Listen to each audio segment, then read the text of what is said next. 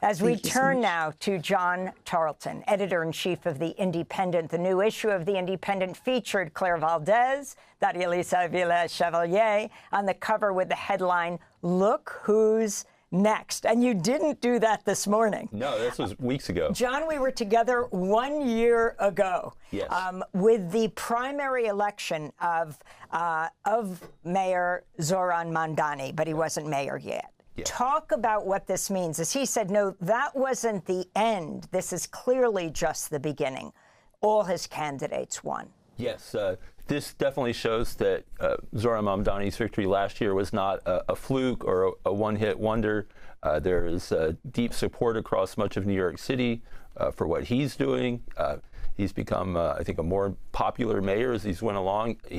His goal to really show that government can serve the people and be an active force for good in the lives of people is succeeding. His endorsements were very powerful, and also the endorsements and the incredible energy that the DSA gave this slate of candidates. Zoran endorsed most of the DSA slate, but not all. And there were 4 assembly races where he didn't endorse, and DSA won 3 of those 4 races as well. So really, Zoran Mamdani and New York City DSA are now huge powerhouses in New York politics, and it's going to have big national ramifications. When we see Democratic Socialist Nithya Raman in a runoff in Los Angeles with Karen Bass. She finished a close second behind Bass, but you got to really feel the wind is at her sails. Kind of another case of a much older politician who's maybe lost support in Los Angeles, and Raman, offering something fresh and new. And there's more primaries to come across the country. I want to turn to a clip of former New York City Comptroller Brad Lander, who beat Congressmember Dan Goldman in New York's 10th congressional district, representing neighborhoods in Manhattan and Brooklyn. What a glorious time to be a New Yorker.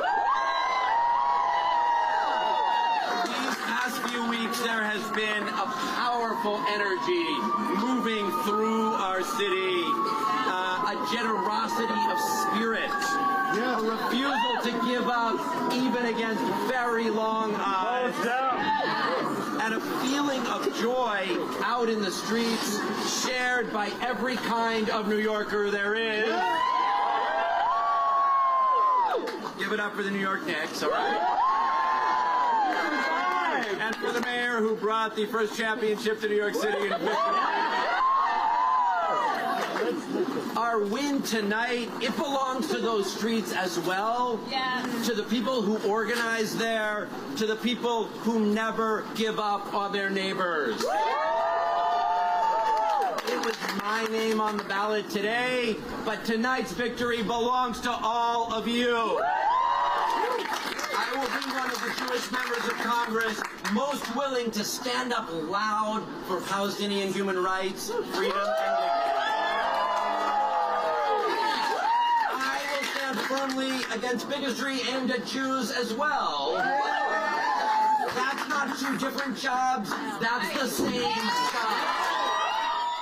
That's now the victorious congressional candidate, Brad Lander. John Tarleton, your final comments. I covered protests a couple of years ago outside of Dan Goldman's office, the incumbent congressman, where Palestine activists were protesting. He did not meet with them once. He gave them, just like happened with Esbayat and Mahmoud Khalil, Dan Goldman was completely supportive of the war and the genocide in Gaza. He would not meet with his constituents, would not hear them.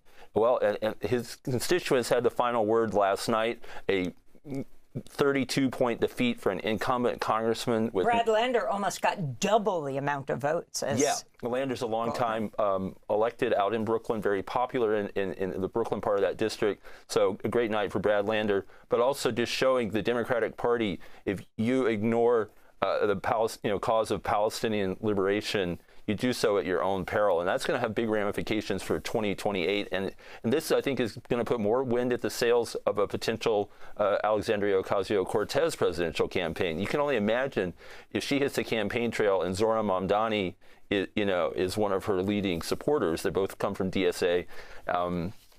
it just makes her candidacy look more promising after what happened last night. John Tarleton, thanks so much for being with us, editor-in-chief of The Independent. Thanks for watching Democracy Now! On YouTube. Subscribe to the channel and turn on notifications to make sure you never miss a video. And for more of our audience-supported journalism, go to democracynow.org, where you can download our news app, sign up for our newsletter, subscribe to the daily podcast, and so much more.